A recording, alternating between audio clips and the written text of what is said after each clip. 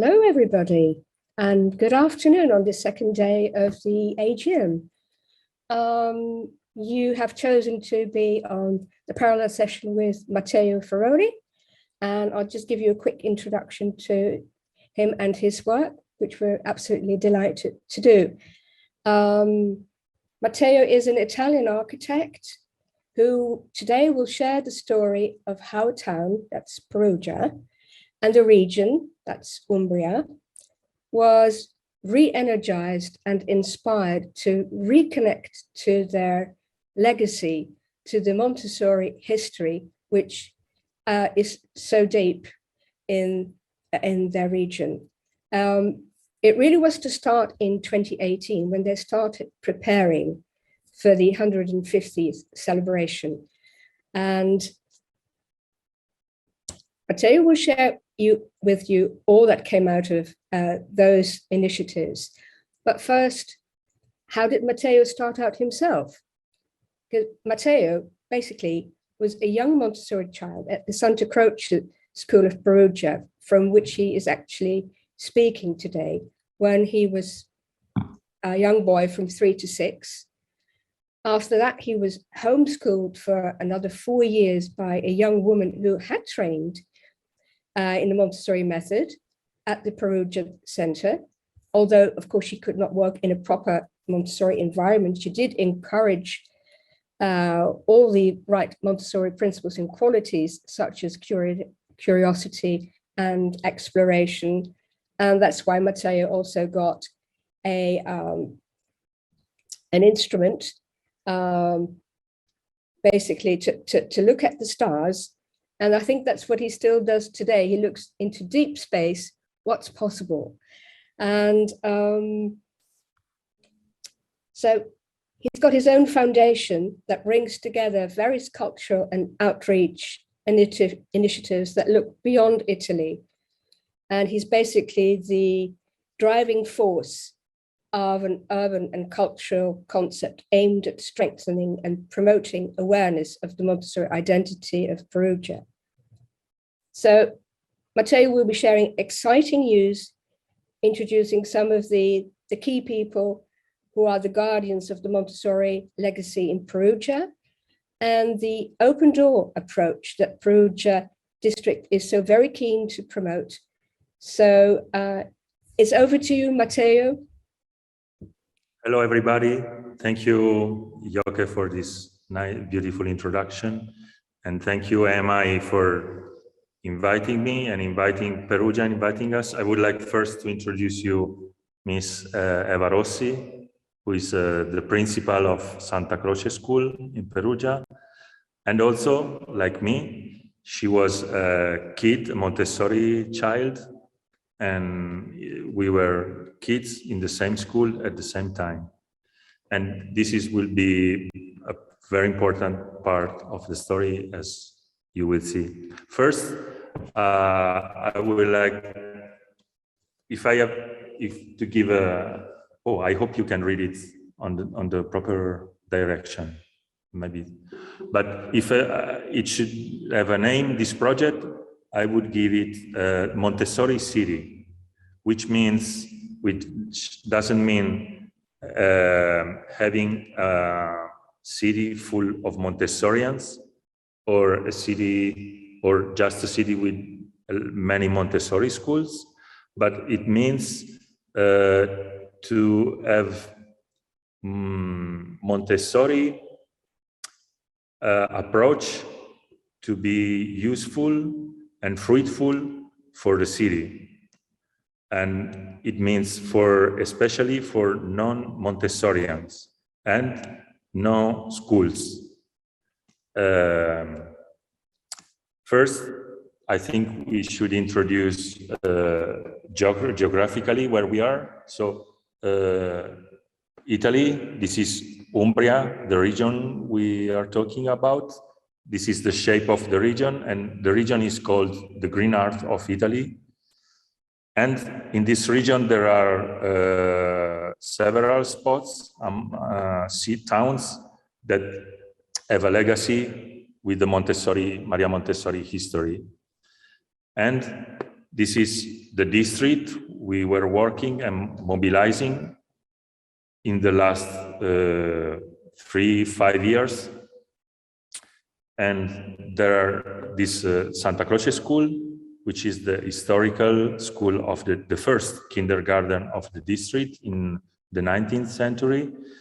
And also there is the Foreigners University for Foreigners, which is a university existing since the 20s in Perugia, and is addressed to foreign students.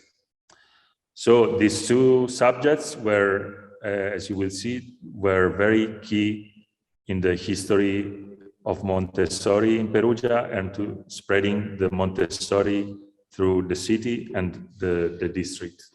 And so first, it's very difficult to do it online, as for many, as for everybody, I guess. And how should we start? That when we started this project,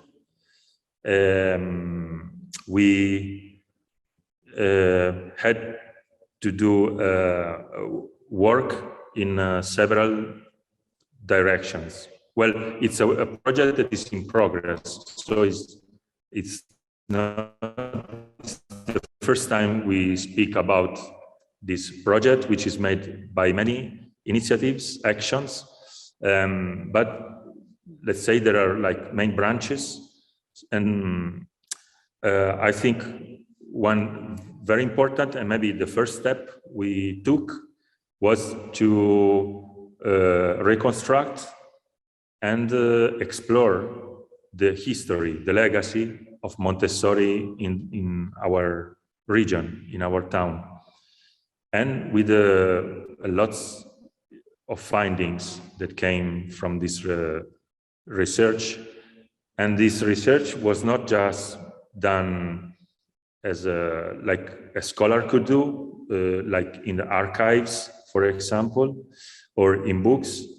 It was done also by recovering the collective memory, the memory of the people, the living memories.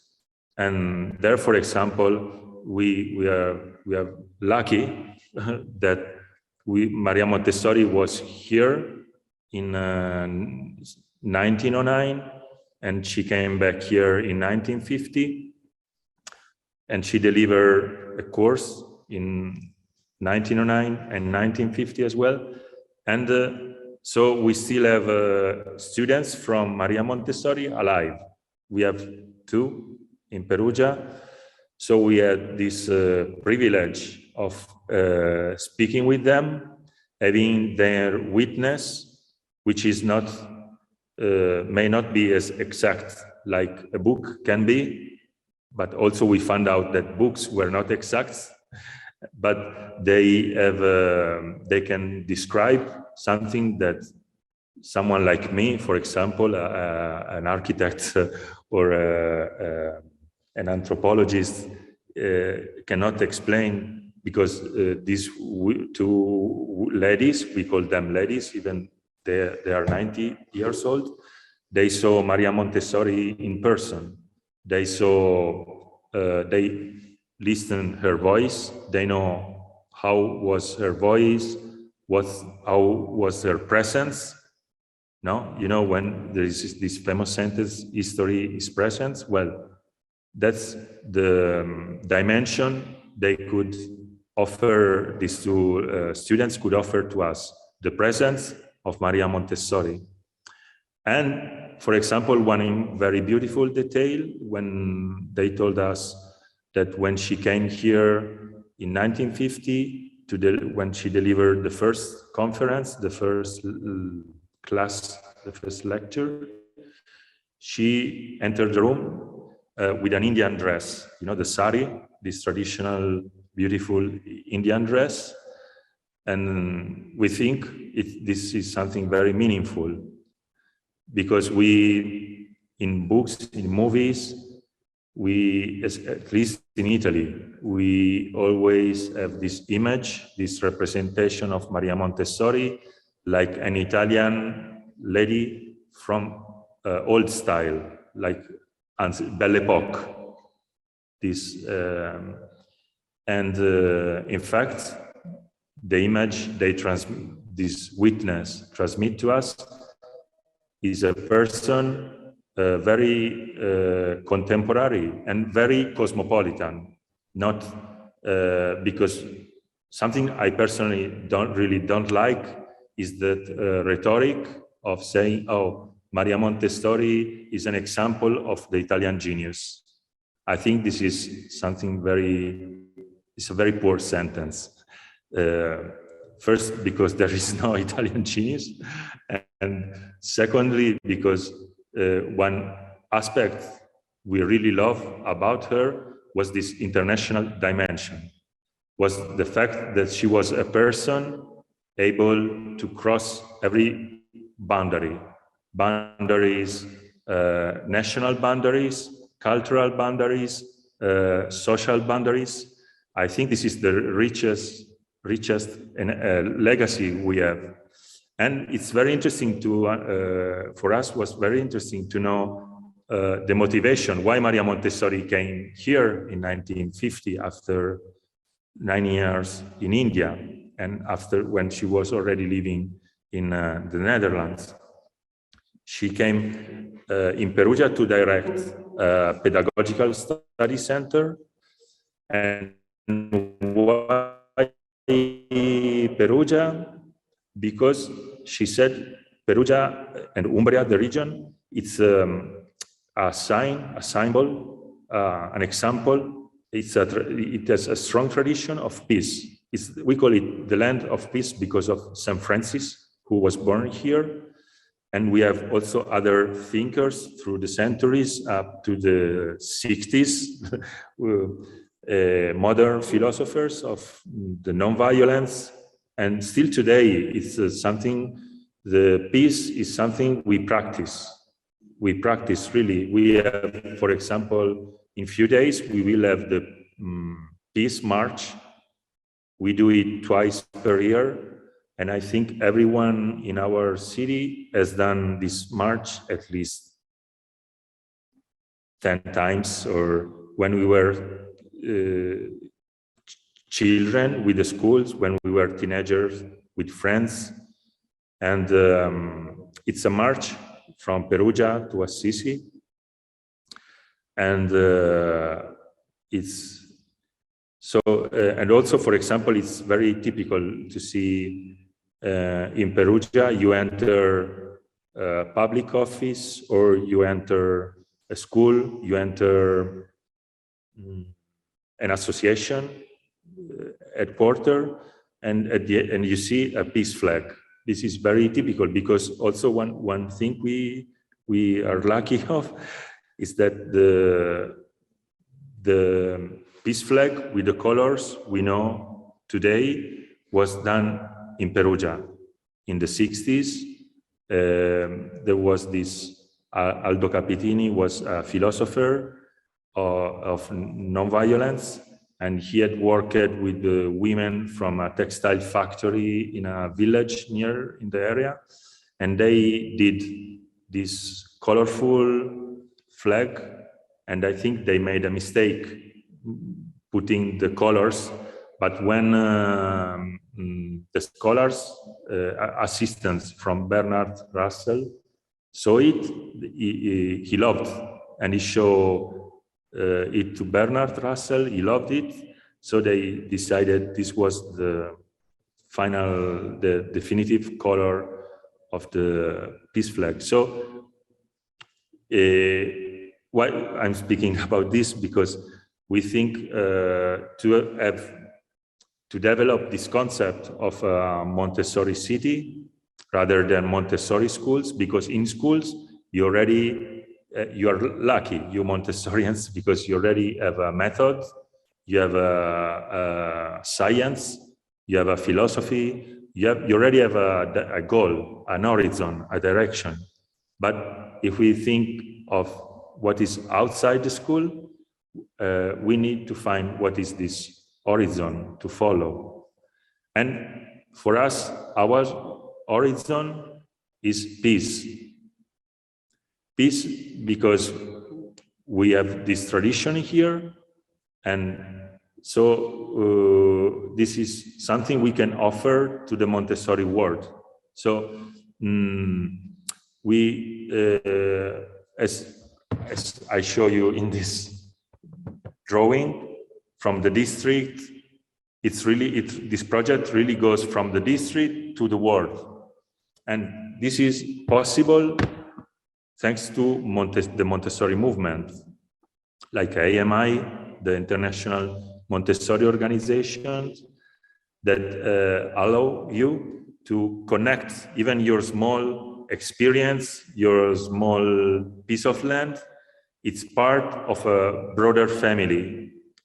And this was it is still very important for us, even for mobilizing people here, the district.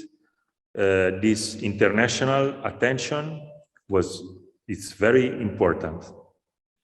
And as I said, we were to start to work on this topic about Montessori and peace. Of course, we started by purchasing a first edition of the book, Education and Peace. And this was really like a starting point.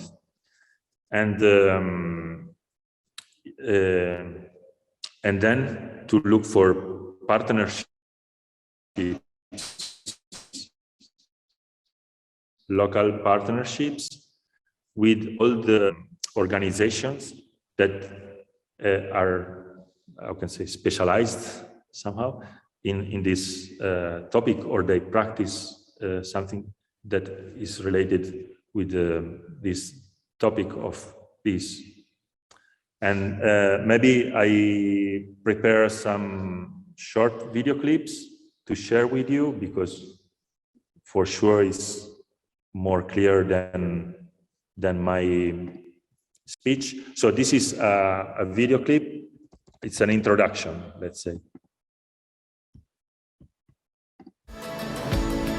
In 1909, American philanthropist Alice Algartan invited Maria Montessori to Umbria to write her first book and to train 70 teachers. So began the story and never ended.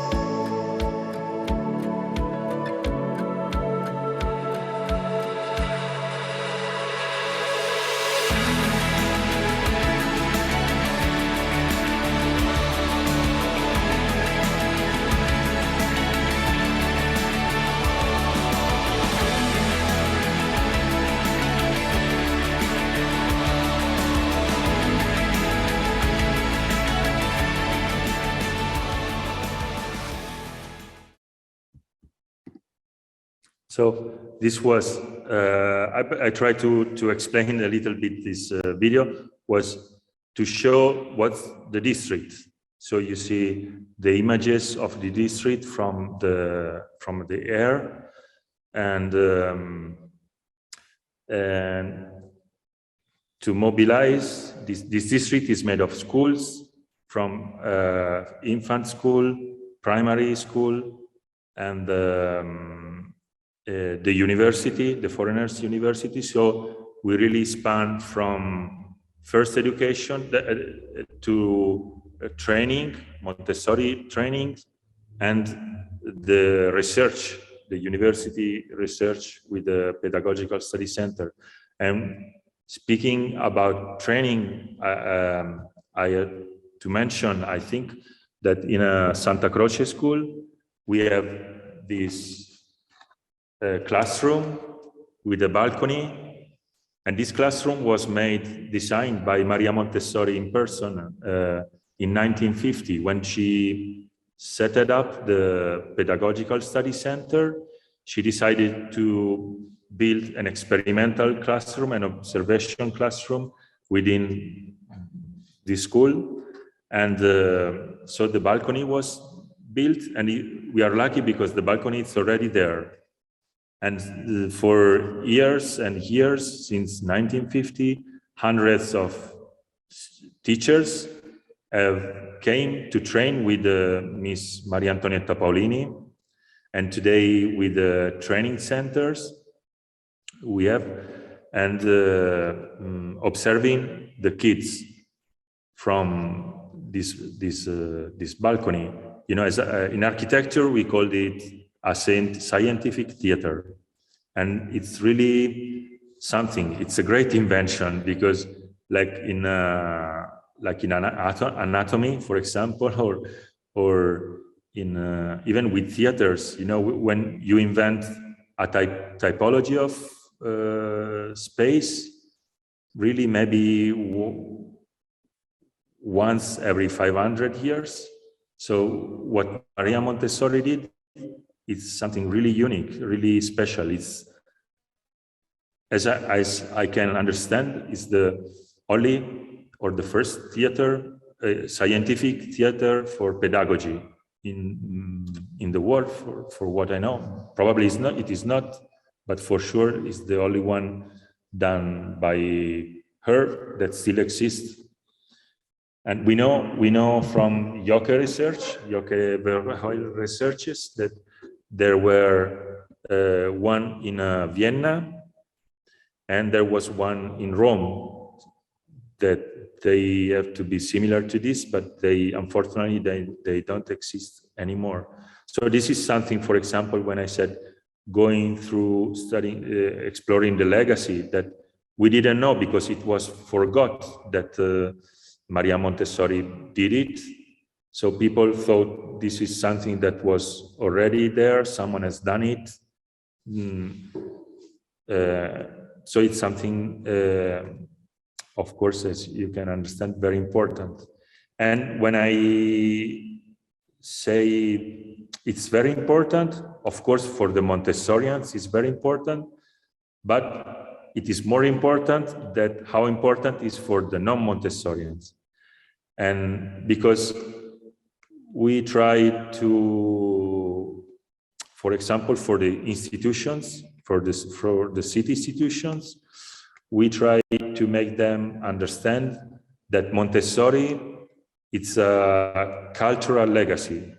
It's not just a service, a schooling service, which is already a lot, but in this sense, there was always the problem that the city, the mayor, for example, a mayor or a sponsor could say, why should we help a Montessori and not another school with another pedagogy? So by this discovering, through this discovering of the historical legacy, we achieved that now Maria Montessori is perceived in our city as an historical person, as a common heritage, as a cultural heritage. And this really started to make a big difference, because even the people in the district, they now, I don't know, the voice, no, we did also a strong campaign to let people know this. And now everybody, if you ask someone in the district, everybody knows, Maria Montessori was here. This Montessori was very important in this city, and this city is an important Montessori spot. For example, we entered the Montessori tours, the international Montessori tours. And for example, for the people of the district, this is very important because it's part of the economy of the district. There are restaurants, they rent rooms. So that's when they start to really feel part of the thing. Even if even if a lot of people that lives here, they send kids to this school, to our schools here. But when you touch their work, of course, that they start to collaborate. And also, for example, and yeah, this is, I think, something very important to say, that I don't know if it's new, if it's something that already exists in other places, but what is very important here, I think, is that the Montessori movement in Perugia, it does not include only teachers and trainers and the organization. You know, like, you have this beautiful ecosystem in Montessori world, and kids, of course. But we added in the Montessori movement in Perugia the former kids, which are the results of the Montessori education, the products. So we started to, like Eva, first she came in 2015. I came in 2018. She came because the school was going to close, to shut down, and she wanted to try to save it, and she could make it. And she did it calling former students, former kids from the kindergarten, now adults, everyone with her profession, lawyers, architects.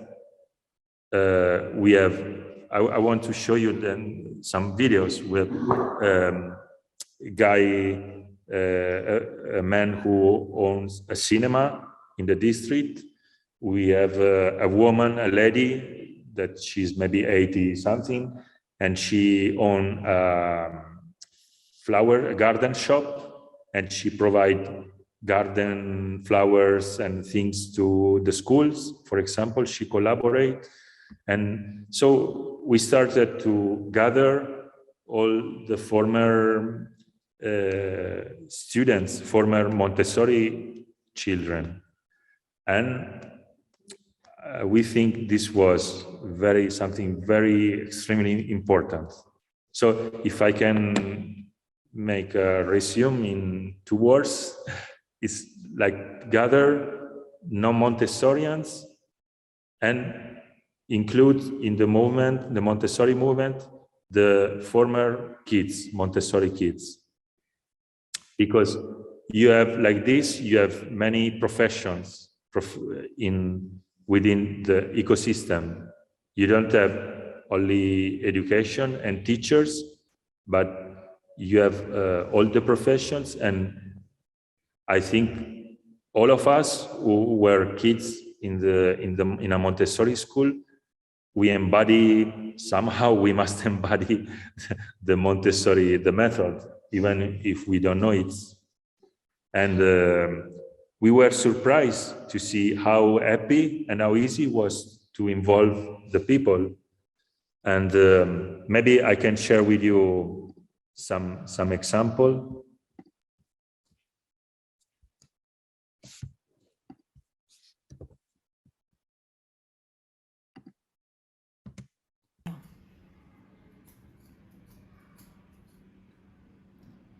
Sono Eva, sono una bambina Montessori, più precisamente del Santa Croce, e dopo diversi anni ho ritrovato proprio nella mia scuola la mia maestra e alcuni dei miei compagni di scuola.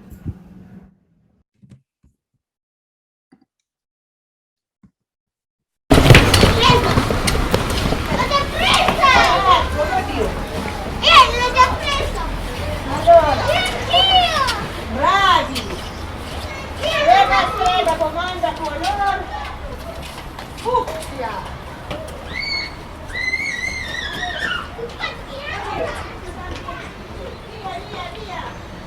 Maria Chiara, ho fatto del Santa Croce e adesso faccio il Pieribus, il mio 14 settembre.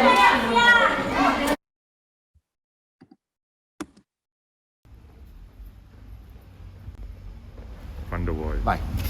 Sono Tommaso, da bambino ho frequentato il Santa Croce, ora lavoro per il comune di Perugia, mi occupo di opere pubbliche e ho avuto la fortuna e l'onore di partecipare alla progettazione e alla realizzazione di alcune opere pubbliche intorno a questi luoghi a cui sono molto affezionato, e fra queste opere c'è anche la scala da cui vi stiamo parlando.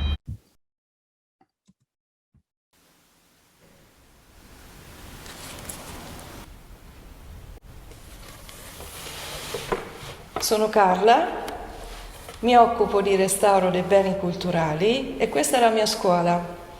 Il Santa Croce è la mia scuola, è un grande punto di riferimento e i miei colleghi, quando vedono la mia passione per l'ordine, per il metodo, mi prendono sempre un po' in giro e io rispondo ironicamente che ho scelto di fare questo mestiere, che sono del segno della Vergine e che ho fatto la Montessori.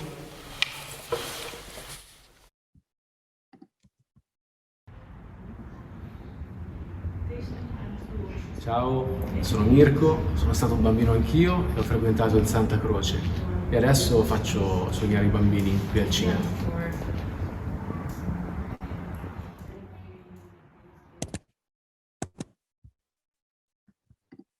So there were few examples of former kids from this kindergarten from Santa Croce, and as you saw, for example, there is a girl who volunteered to take the children to the schools every morning, and there is an artist who restore ancient paintings, and the cinema owner, and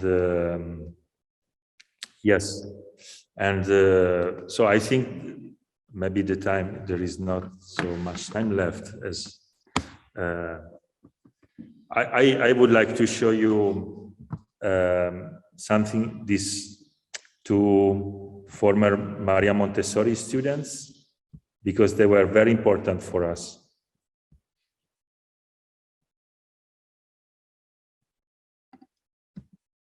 E si assecondano i desideri dei bambini, il risultato è sicuro.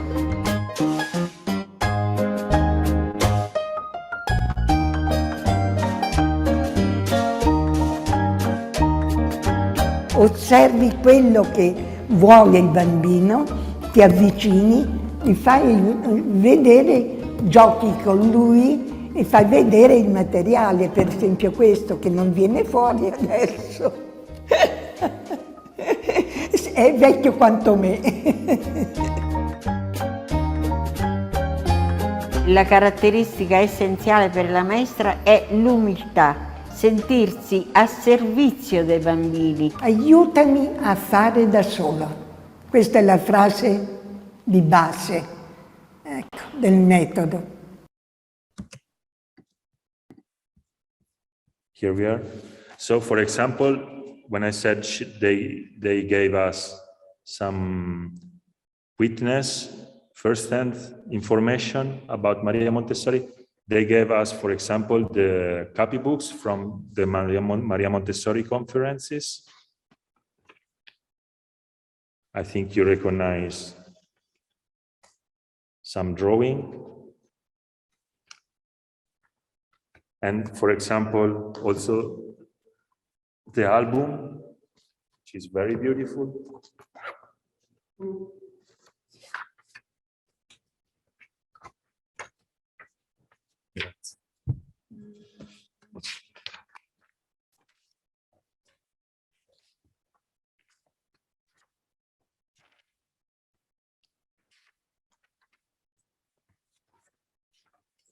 So we started to make an archive an historical archive with all this material. And yes, it's a pity we couldn't speak a lot about the future projects. We spoke a lot about the past, but in the future projects, we have these Montessori tours, the Pedagogical Study Center, and of course, we want to spread, we already spread it through public schools, and we want to reinforce this more. And I think something very interesting, I'm crafting a statue of Maria Montessori, which will be placed in a square. Then I will show you I will close with a short video about this. Maybe in 2 months, the statue will be there, and the square will be named after Maria Montessori. And you can see a scale model. It will be a square for kids as an urban classroom, like a city. Yeah, a kids classroom, a kids square, a children's square. And in this square, I want to experiment something that I could call a community teacher. That is to say, it's an educator that will be ready for families in the district and work with the kids and attend families in this space, in this public open-air classroom. And probably we will start experimenting this slowly from this summer, July, and then through next winter. I think it's something very important. And for example, when we say mobilizing the district, when we speak about the Montessori tours, for example, what we thought is that the Montessori guide, the guide, won't be someone of us or some Montessorian expert. The guides will be people from the district and the children. So we have historians and who will inform the people from the district, and the people will be the guides of the Montessori tours, because there are the kids have fantasy. For example, they read, they imagine things, looking a door, a street, a railing. They imagine something else, and the old people, they have histories, not just the history, the history, but they have stories. They have stories, memories, for sure not about Maria Montessori, but they have memories about what was happening there, and of Maria Antonietta Paolini, of course. So, and I would like to end showing you a small video about this square and the statue, and I'll come back, in a moment.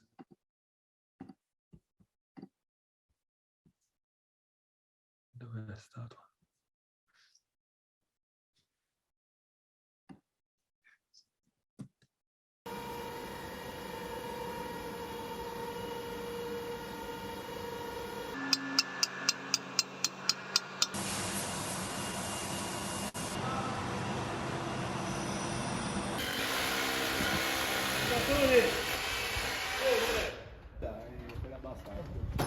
Facciamo?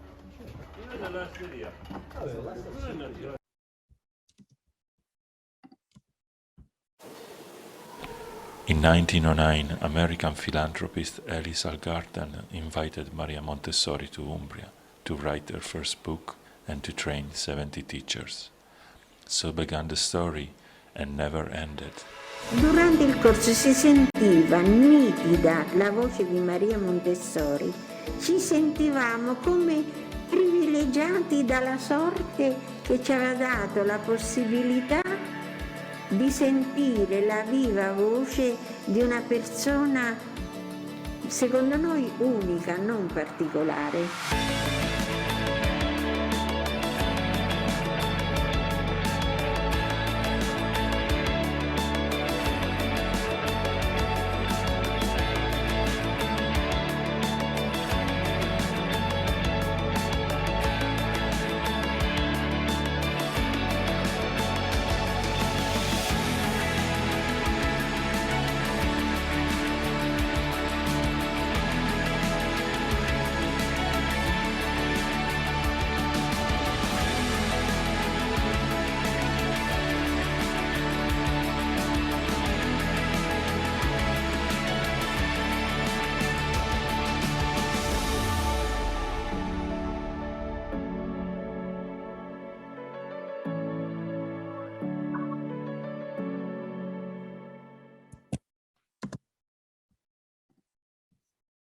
So I hope this was enough, for sure, not to understand. I hope it was enough to make you curious about what's happening here.